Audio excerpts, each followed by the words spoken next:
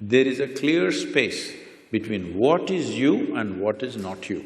In the sense, what is you and what you accumulated. Body you accumulated, content of the mind you accumulated. If there is a little separation between these two, if you can maintain that awareness, now we say you're in dhyana.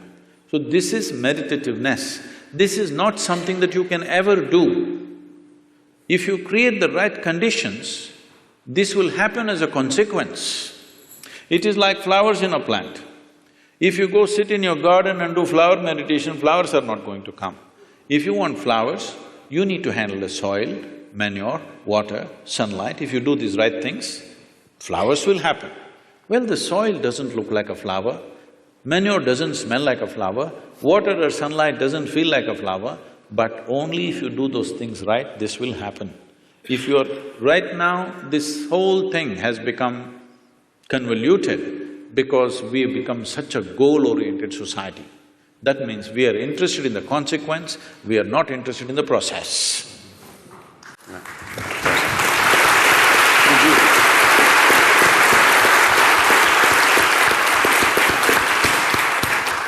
So we have… we'll move on to the question answers for audience and also the researchers here. We began this conversation with a discussion of levels of consciousness of… maybe I'm taking us down to a lower level that befits my character. But I'm wondering, one of the things Dr. Skid you asked is, as people are recovering from certain kinds of processes, maybe they're entering different states of consciousness that science has not yet, learned about. I'm wondering if that theory is necessary, because we know about the plasticity of the brain. I think Baki Rita, is that the gentleman who talks about plasticity of the brain and extraordinary things that the brain can do to recover functions in different parts as it's damaged. That's one, and maybe that's a more technical question. I have a larger question for Sadhguru. You spoke very eloquently about memory, intellection, asking us to put those aside. And I'm trying to understand exactly what you mean, because I haven't caught it, I'm sorry to say, because it seems to me those are the unique or extraordinary things about us as human beings, right? The fact that we have this historical memory going back to Mesopotamia and beyond, in India, thousands of years, and also as individual human beings, and intellection, which allows us to build spaceships in addition to sit here and listen to you. So I'm not quite sure how you mean for us to leave those aside or place less value on them. I did not talk about devaluing them or leaving them aside. What do you think? Is this planet round or flat? I suspect it's quite round. Really? You suspect it's round? You're not sure? No, yes, I'm sure. It is round, in fact. In fact, I think that is how matter has to collect around gravity. No, don't go there. Gravity is another thing. But today we know it is round. Though, if I walk up and down this place, in my experience it feels flat. But we know it is round. We debated this for thousands of years, all right? But we couldn't figure it. But it became very clear to us only when we took off. We created some distance from the planet. You flew up there and looked, very clearly it looked round. You went and stood on the moon and looked around, 100% it's clear it's round. So what gave you this clarity is the distance. When you were in it, you thought any number of ways but you couldn't figure it. But the moment you had distance, you had clarity. So only in that context I said, you must know how to keep your accumulations aside.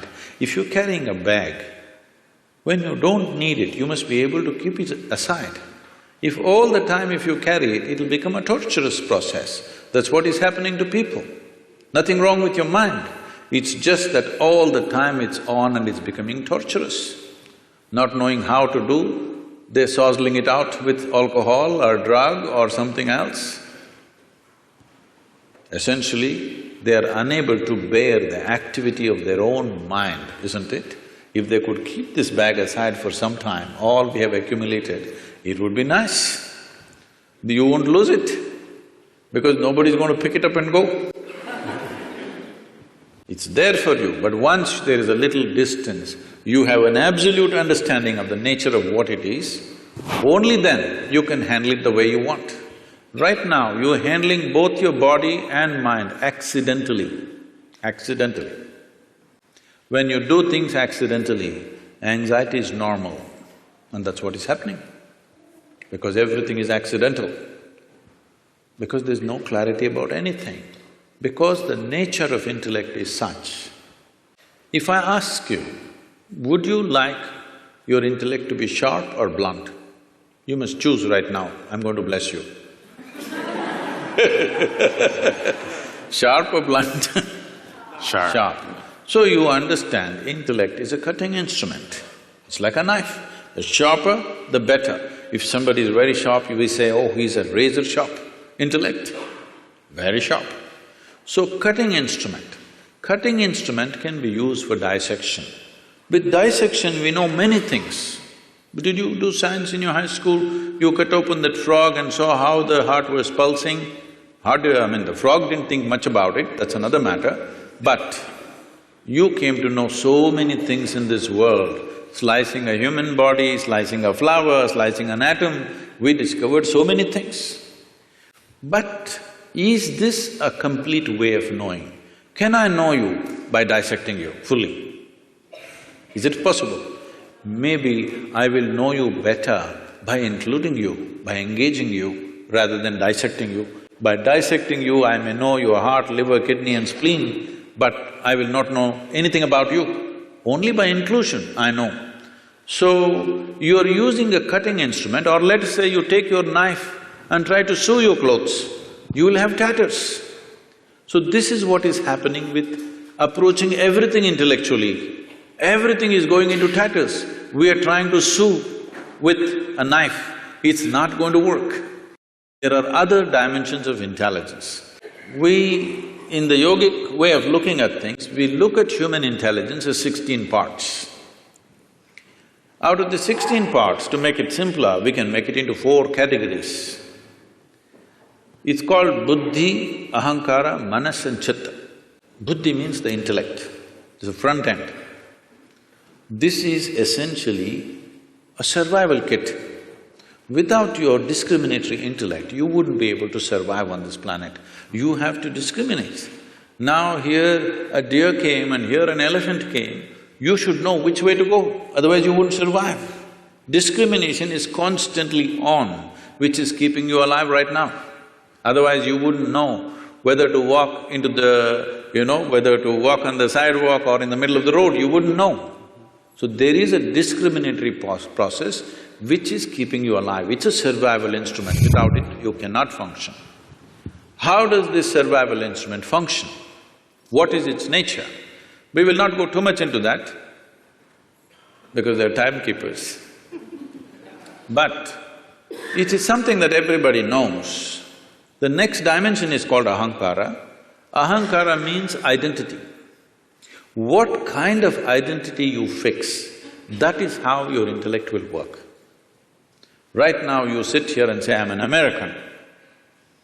This thinks and acts like an American all the time. Or I say, I'm an Indian.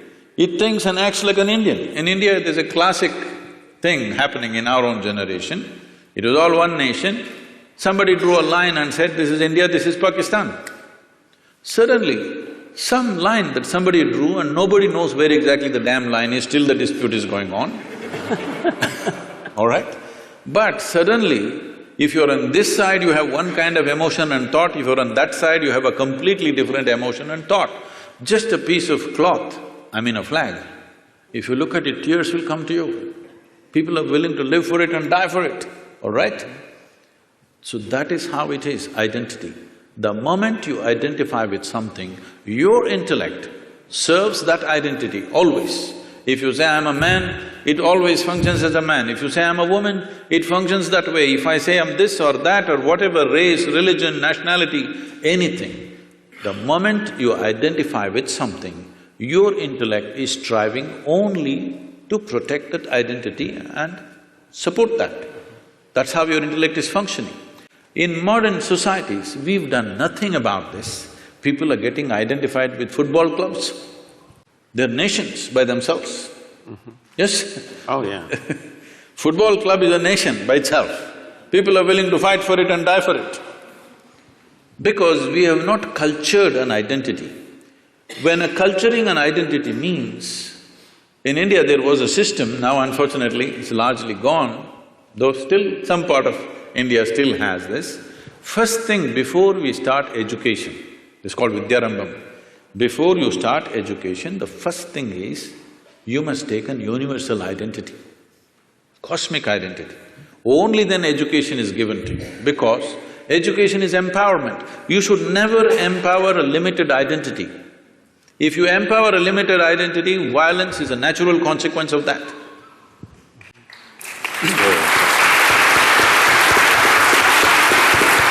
So, just tell me, what is it that we are fighting for on this planet? My identity versus your identity. It may be race, it may be religion, it may be nationality, it may be region. Essentially, my identity fights with your identity because I'm identified with this, you're identified with that. So, before you empower a human being with education and knowledge, first thing is you must fix a cosmic identity for that person. This used to be called as Aham Brahmasmi. First thing is a child must say, my identity is cosmic. I belong to the cosmos, not to these parents who are sitting with me right now. I love them, they have nurtured me, but my identity is cosmic. The child has to utter this. Only then, first alphabet is taught to him, because it was education as seen as an empowerment. Just tell me, today in the world, are uneducated, illiterate people causing more damage, or educated people on the planet causing more damage to the entire planet?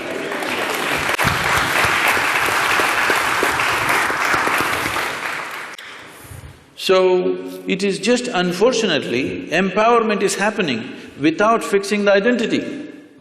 With my limited identity, if I study all kinds of nuclear science, what am I going to do? I'm going to bomb you, that's all I'm going to do to you. What else will I do to you? That's all I will do to you because this is my identity. You stand against me, suddenly I have to do something about that.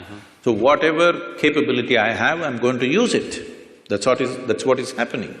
So identities have not at all been worked at, that's a big problem. But intellect functions according to your identity. If we have to continue the analogy, intellect is like a knife. Is a knife, suppose we don't give a knife to a child's hand. Why? Knife is not dangerous. Child's hand is not steady, that is the problem, isn't it? You are in the surgery rooms all the time. Tell me on this planet, are knives taking more lives or making more lives? Hello? Really, it's taking more lives? Are you a surgeon? It is making more lives, both in the kitchen and the surgery table, it's making many lives. Here and there in an irresponsible hand, it's taking a life, isn't it? Sure. Knife is not dangerous, it is the hand, it is the identity which makes the knife dangerous. If there is no knife, just with the hand we will kill. Yes or no? Sure. So the third dimension of intelligence is called as manas. This manas is the silo of memory, which we were talking about, 8 different dimensions of memory: elemental memory, atomic memory, evolutionary memory, genetic memory, karmic memory, inarticulate memory, articulate memory and conscious memory. 8 dimensions of memory, everything that's happened from the beginning of creation here on this planet, from amoeba to now, everything, the memory of it is there in the body in some form. And every day you're using this memory in an unconscious way.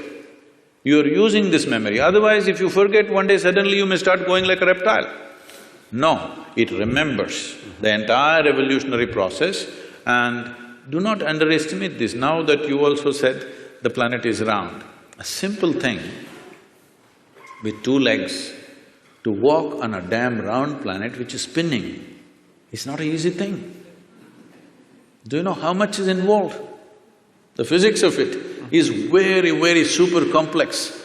Those of you who are on binges of alcohol, you understand how difficult it is to walk on a round planet. Or if you have a vertigo or something, then you understand. Because it's a very, very complex process to walk on a round planet which is spinning. But we are doing it effortlessly because of this evolution. It's not a simple thing. Moving from 4 legs to 2 legs is not a small development. A whole lot of neurological development has happened. Only because of that we are able to walk on 2 legs. So now this memory is acting all the time, and the access point is the identity. How you are identified, that is how you choose the memory.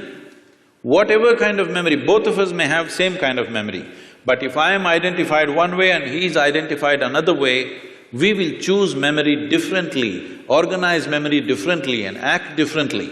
For the same education, aren't people going different ways? In the same house, 2 children are born, same genetics, same food, same school, are they not going in like this? Because depends on what kind of identity one has chosen.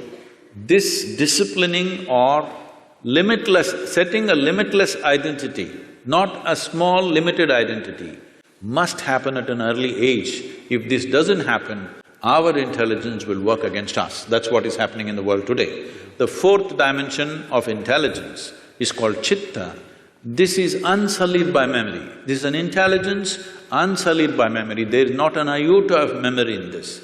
This is what normally in English language is passing off as consciousness. So, where there is no memory, there can be no boundary. Memory is the basis of boundary. This is me and that is you, this is my memory versus your memory. This is me and this is a table, this is only by memory. If there is no memory, there is no boundary. So going beyond those states of memory is necessary for every human being, whatever capabilities you have right now. Because of our explorations, our knowledge, our science, our technologies, well, this is what is eating up the very basis of our life also, isn't it so? The planet is going away. We have no solution for that, but we're going on simply because we have explored bits and pieces without grasping the entire dimension of what it is. Consciousness means that you went beyond the boundaries of your memory and grasped life as it is. Now it doesn't matter how much knowledge you have, you will do what is needed and nothing more than what is needed, and that's what needs to happen in the world.